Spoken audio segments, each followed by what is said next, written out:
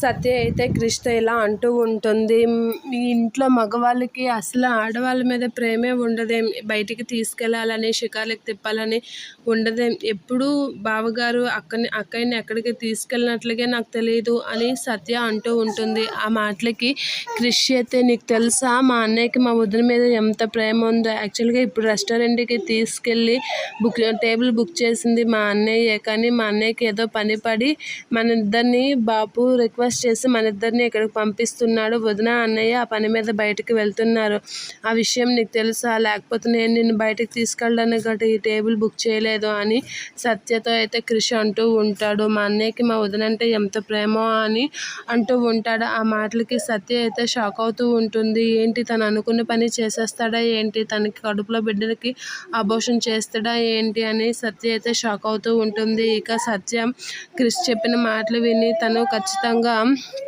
అబార్షన్కి తీసుకెళ్ళి ఉంటాడు అని చెప్పి అయితే అనుకుని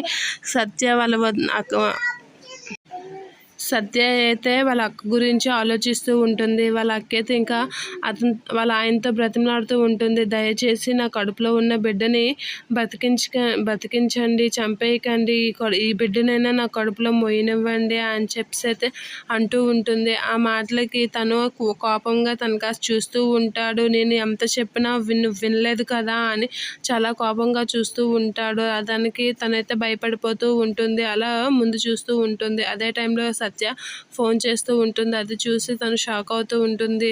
ఇక నువ్వు కానీ తనకి చెప్పావనుకో నీకు అన్ని వార్నింగ్ ఇస్తూ ఉంటాడు వాళ్ళ ఆయన. ఇక సత్య అయితే ఫోన్ చేస్తూ ఉంటుంది. ఎవరికి ఫోన్ చేస్తుంది, ఇంత కంగారు ఎందుకు పడుతుంది అని క్రిష్ అయితే సత్య కాసి అలా చూస్తూ ఉంటాడు. ఇక సత్య అయితే వాళ్ళ అక్క ఫోన్ లిఫ్ట్ చేయకపోవడంతో కంగారు పడుతూ ఉంటుంది. ఎందుకు కంగారు అని క్రిష్ అయితే సత్యని అడుగుతూ ఉంటాడు.